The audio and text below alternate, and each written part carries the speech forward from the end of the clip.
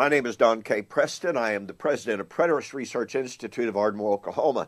Back to our study of 1 Corinthians chapter 15. This is number 42 in our study of this great chapter. And Paul said that the resurrection would be at the end. Now, all futurist views of eschatology say that's the so-called end of time, or it's the end of the Christian age.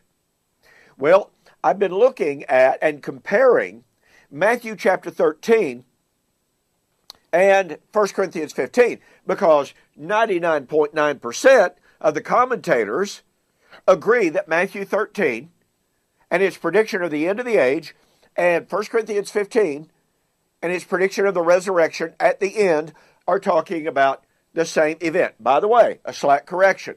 My good friend Gerald Davis, who knows the Greek far, far better than I do, knows the manuscript evidence far better than I do, took note that there is, in fact, not any good evidence for the translation of this age in Matthew 13, verse 40, and he sent me a correction on that, and I appreciate that. I thought there was some textual evidence for that, but I always appreciate, if I give out any false information, I appreciate correction. I'm not proud. I'm not too proud to say I've been wrong, all right?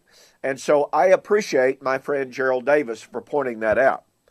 But Jesus in Matthew chapter 13, Paul in 1 Corinthians chapter 15 is talking about the end. Now in Matthew chapter 13, and I will just use the Greek text rather than try to rely just on the memory.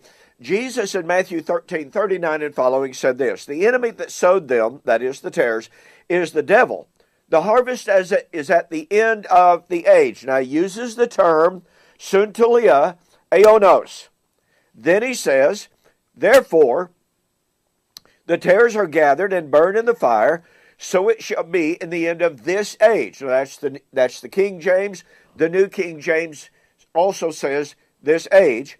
And in verse 40, he says, it is in teen suntulia to aionos. So he uses a very, very distinctive Greek term here. Here's what I want you to gather at this particular point. When Jesus spoke about the end of the age, he was speaking within a Jewish context.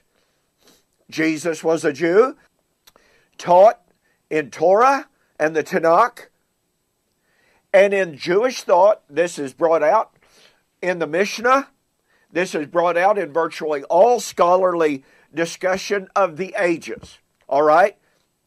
Emil Schurer, The Life and Times of Jesus, the Messiah. I can document this any way you want to. But here's the point I want you to get. In the Jewish eschatological narrative, they only believed in two ages. They believed in what they called this age and the age to come. What they called the Ha'olam Haba. So, point number one, the Jews believed, and by the way, Jesus and the New Testament writers followed this narrative. They likewise only talk about two ages. Point number two, this age was the age of Moses and the law. Now, the Jews well understood that there were different major epochs under the overall umbrella of this age, but they still only referred to two ages, and those two ages were Moses and the law, and the age to come, which was the age of Messiah and the new covenant. Are you with me? Are you following? This is so critical. Point number three, and this is where it is incredibly important to see Matthew 13 and 1 Corinthians chapter 15 within the context not only of what the Jews believed, but of how the New Testament likewise follows this identical pattern. Point number 3, the age of Moses and the law was supposed to end. In Jewish thought, that was the prevalent view. Oh, but here's the kicker. The age to come, the age of Messiah and the new covenant, would never end. Do you catch the power of that?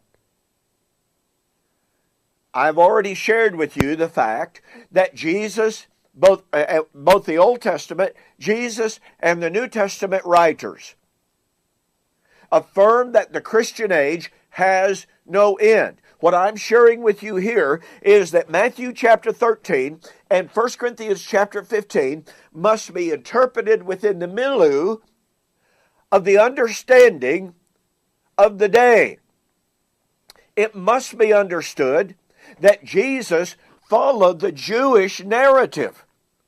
He never differed from that and said, well, you know, I know that the Jews believe in only 2 ages, but I'm telling you right now, there is the age of Moses and the law, and then there's my new covenant age, and then there'll be another age at the end of the age to come. And in the futurist views and interpretation of Matthew 13 and 1 Corinthians 15, what has to be invented is that very paradigm. What they're saying is, okay, watch. Yes, there was the age of Moses and the law. There's the age of Jesus Christ, the new covenant, the gospel of grace. But the new covenant age of Christ will come to an end, giving way to the unending age. So they create 3 ages in violation of what the Bible says. And let me say this again.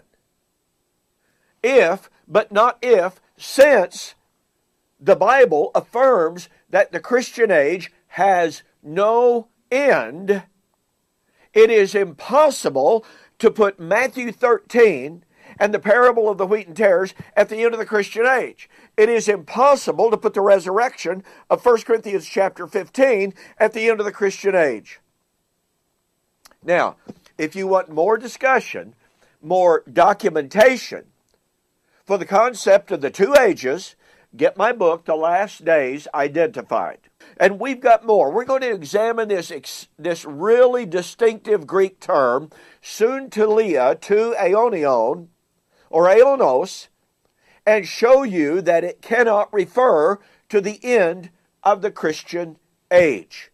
It refers invariably to the end of the Old Covenant age that came in AD 70.